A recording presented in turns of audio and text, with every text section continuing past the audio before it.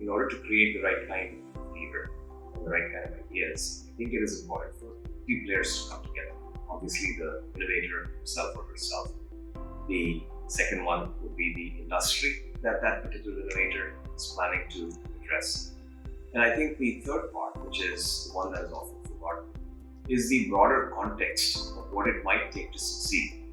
And that's where I think academia can step in. Because academia can bring in the perspective of success and failure and strategies beyond perhaps the target industry that the industry partner can bring. So I think in order to build a strategy that makes sense for a startup entrepreneur, I think it is useful to think about more broadly the kinds of situations that other industries might have encountered and the kinds of winning strategies that might have worked there.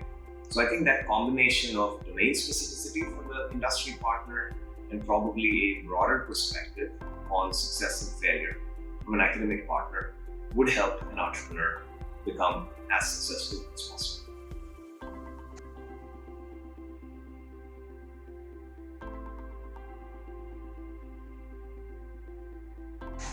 So a message to entrepreneurs is this. We all support you, we're all rooting for you to innovate, to create something cool, different, that'll absolutely make a difference. But a word of caution to you at the same time. Now, innovation is great, but I think responsible innovation is even better. And when we use the term responsible innovation, we're talking about innovation where you're looking beyond the immediate economic benefits to look at benefits that this innovation can provide to society and perhaps the planet at large. And to do that, you need to sort of step outside your relative narrow comfort zone of looking purely for the economic outcome and pause a little bit and think about potentially anticipating what might be the consequences of your innovation.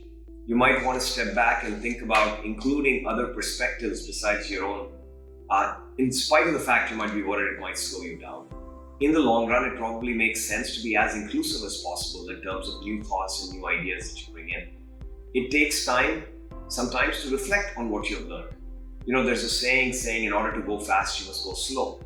And I think that's really what responsible innovation is. In order to go fast in a sustainable manner in the long run, I think it is important to pause and reflect a little bit today on the perspectives of others, on the potential consequences of innovation.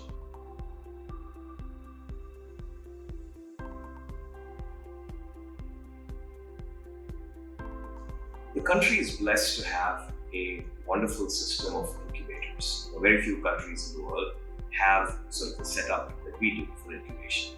But incubation is a 0 to 1 game.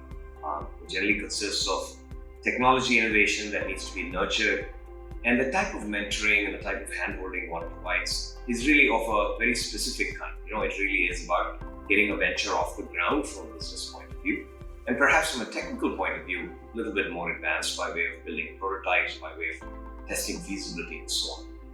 But there is a game after that where there is a gap. So call it from 1 to 10 or perhaps even from 1 to 2.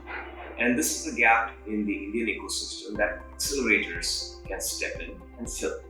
Now, what an accelerator does is basically take a venture that has probably been through incubation, that has built a minimum viable product, that perhaps has acquired a customer or two, and is now looking to figure out what changes they need to make in order to truly achieve product market fit and in order to scale from 1 to whatever the bigger number might be. This requires a different set of mentoring skills. It requires a different set of partnerships than what incubators, which are general purpose entities, can provide. So in our view, accelerators should be quite domain specific to bring in the right kind of mentors, the right kind of expertise, and the right kind of investors who are interested in that specific domain. And I think this is where this combination of the RBI Innovation Hub and Yes Bank and SPJIMR can play an fairly impactful role, filling this particular gap for domain-specific acceleration. And that's the reason why I think the launch of this particular frictionless finance initiative between these three partners is so important. Because I think it potentially represents a template for how we can take the work coming out of the incubators and how we can therefore move it forward to the next stage of